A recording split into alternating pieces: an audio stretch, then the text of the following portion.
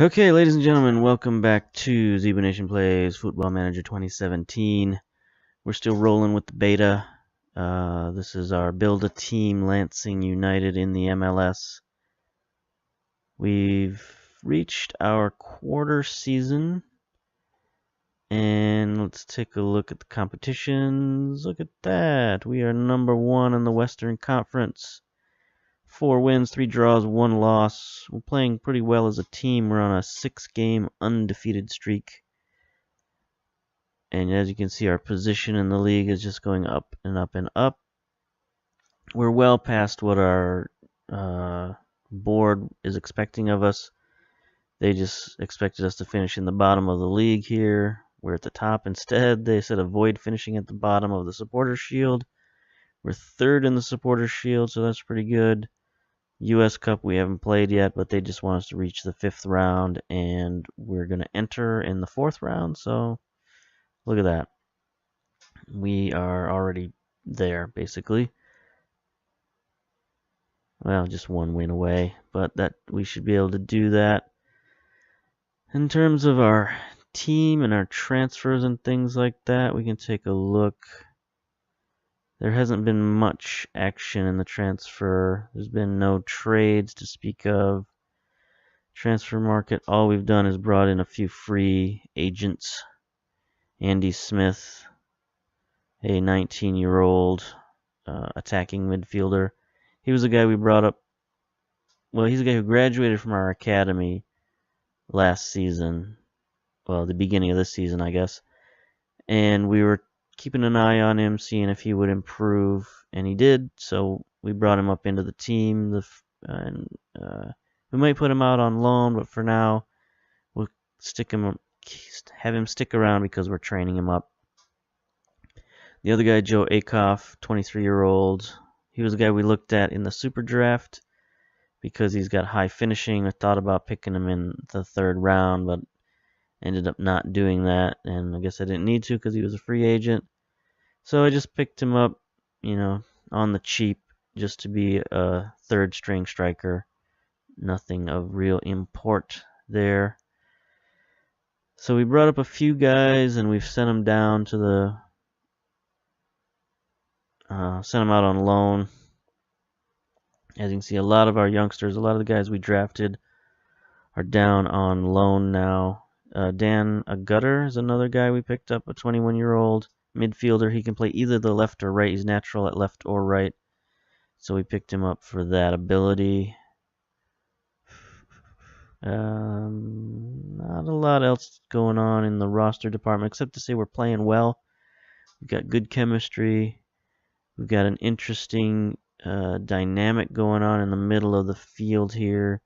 Alvarez and Ramirez are playing well together as an attacking tandem. We have an injury in the midfield. Boateng is out for several months. I think he's out 3 or 4 months. So we put him on the disabled list. And he's going to be back soon, so maybe it wasn't quite that long. But he's been out for a while. A lot of our guys who went out on loan got injured, so that was not good for their development. Our 3rd string goalkeeper injured, and we just put him on the season-ending list just because I didn't want to deal with him if he was going to complain about playing time or something like that. Because we have goalkeeper issues, but it's a good issue because we have a really good starter, Andre Blake. But we also have a really, really good backup here, Zach Steffen. As you can see, he's got 5-star potential. He's 22 years old, so we need to get him into the lineup soon. And we've been doing that with a lot of our young players. We've been mixing them into the lineup, and they've been playing pretty well. Jake Forsyth, for example, he was our 2nd first-round draft pick. We had 2 first-round draft picks this year. He was our 2nd pick, and he's been playing very well. He's got a few goals from that advanced midfielder, and he's been playing well. So we've been mixing in the youngsters in there. Zusi, we haven't got much use of Allen. He's our 1st round, our number 1 pick overall. We haven't really used him much, and I'm surprised he's not complaining. But if he does complain, we'll put him in there. I don't know. We need to get him in there more regardless. regardless. Although he turns out to not have quite as much potential as we thought, so he might be kind of a bust in the draft, honestly. Oh, I said honestly, damn it. All right, anyway, let's see, anything else of import in terms of the roster? Not really. No, I don't think so. So our game we've got here is, oops, let's look at the schedule.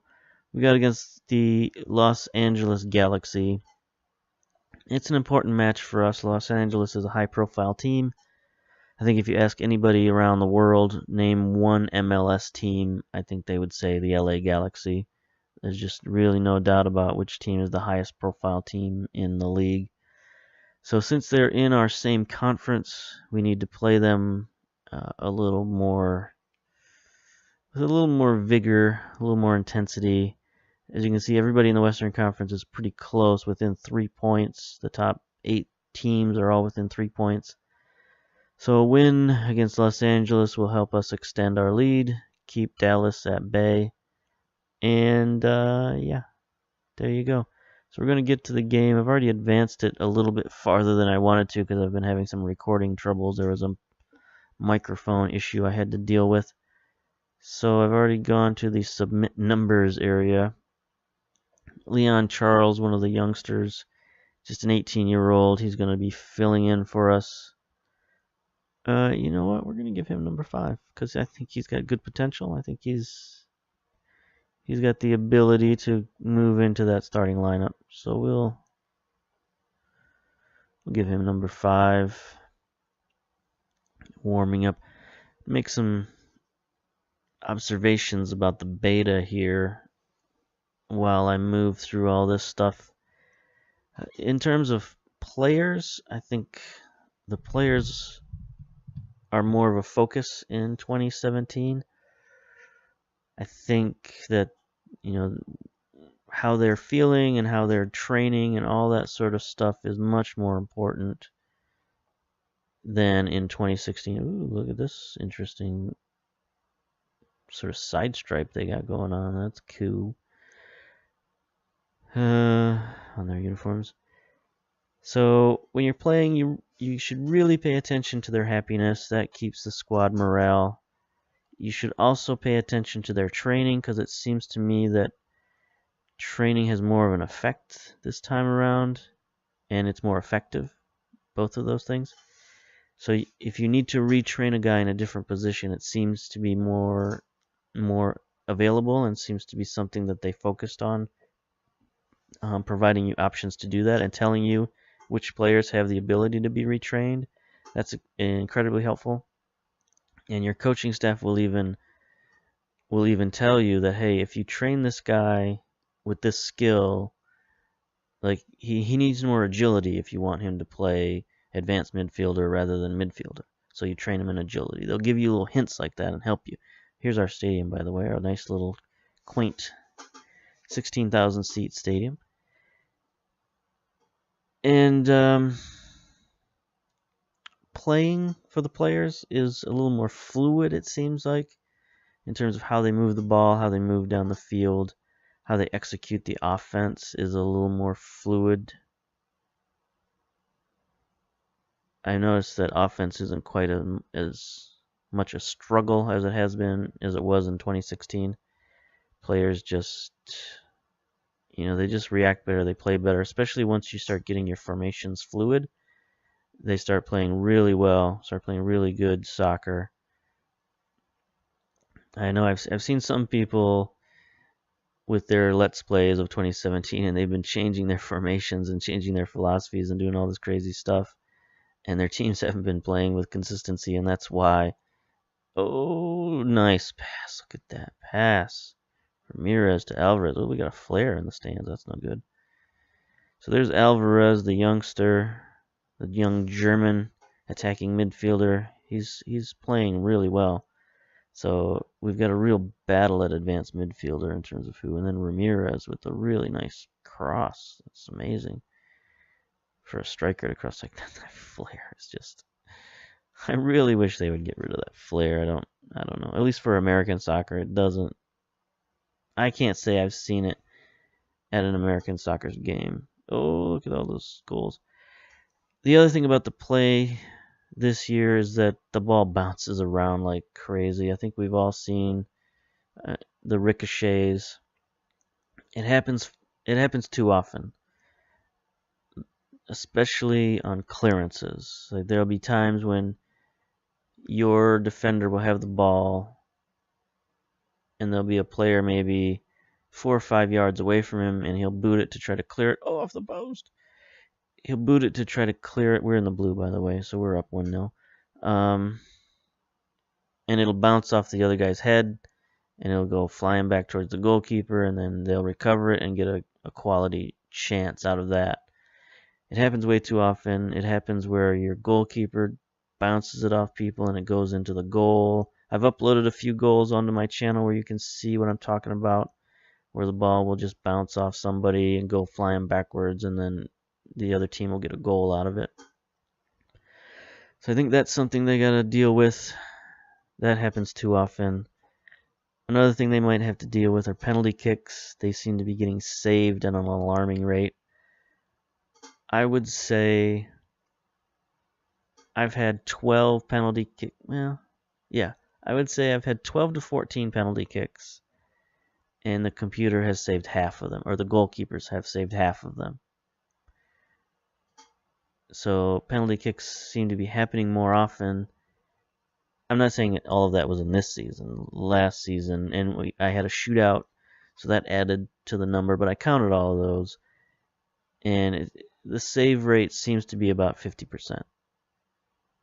So that seems high to me. I don't know that it is high, but it's a lot higher than it was in FM 2016, which seemed like the save rate was maybe closer to 20% or 30%. So we'll see if they change that a little bit. Defense seems better, seems a little more realistic. The defenders seem smarter. They get beat in more realistic ways, I guess you could say. They still get beat. It's not like they're perfect, or it's not like they're become these, defending juggernauts or anything like that. But when they get beat, it seems more realistic.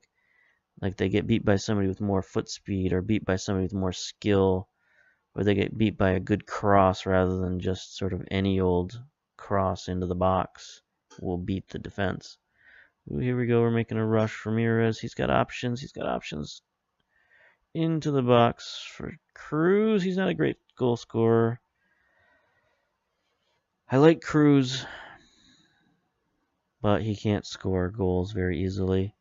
I need somebody better finishing out on the wing if I'm only going to have one striker. So I'm glad my attacking midfielder has stepped up to the plate, because my wingers can't really score much. Let's see. Are there anything I miss here? Oh, get there. Okay, thank you. Just speaking to MLS in particular, the players available seem to be better, of a higher quality. Just in general, American players seem to have gotten a boost. Both in terms of, well, definitely in terms of starting quality. No. Zardes. Gacy Zardes. Evens it up. That's no good. It was a good play, though. You can see what I mean by, the defense gets beat by a good play.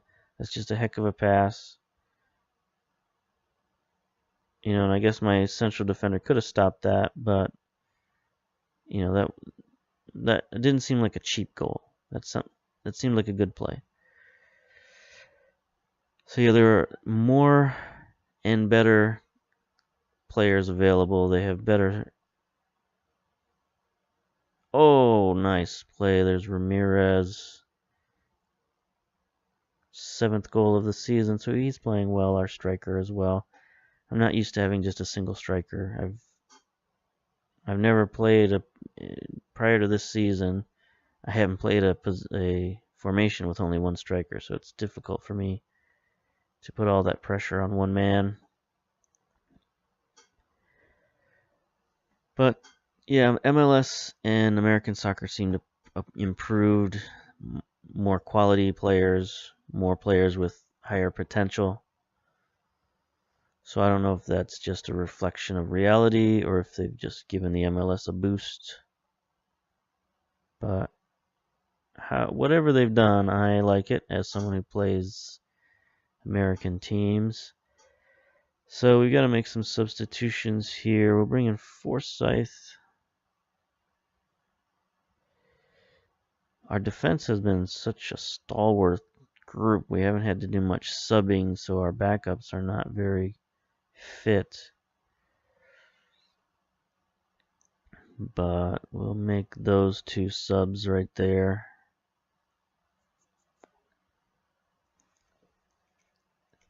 Stick with two subs for now. Bring our third sub in later if necessary. Torres immediately picks up a yellow card.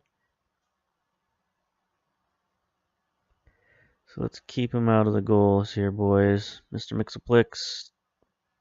Blake.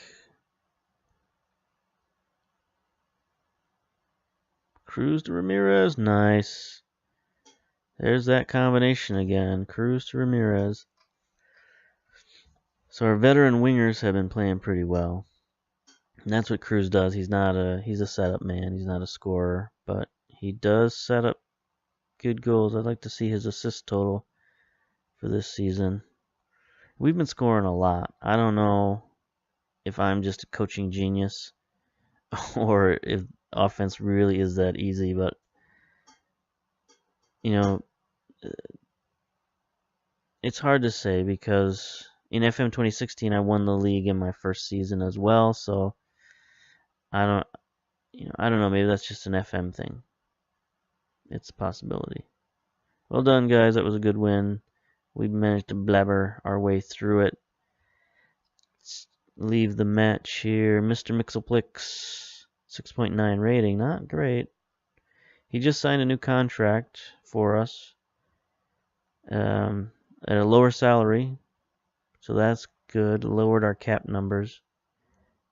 But it'll take him until he's 30 years old. So he got a 3-year deal. He's 27 right now. So that should be the end of his term at our team, but that's fine. Player of the match, Ramirez. Look at that, our striker. Key pass, 9.2 rating. That's out of this world. 2 goals, 1 assist. Outstanding. So there we go. We retained our first place. We moved up to 18 points. A good solid 3-point lead over Dallas in second place. Our 9th game. That's our quarter season update. Trying to think if there's anything else I wanted to mention. I don't think so. See, what do we got coming up in the schedule? We'll have a US Cup. I guess will be our next match. And then the mid-season report. Looks like we've got a lot of Western Conference games in the near future, and then we'll switch over a couple of Eastern Conference games. Not playing Dallas yet. Well, no, wait. We're playing Dallas our next game. So that's going to be an important game. I guess I got to look at the whole schedule here. So our next game is going to be an important game versus Dallas. It'll be the battle for first place. And then I guess I'll see you in the US Cup and see if we can do better than last time. So, bye.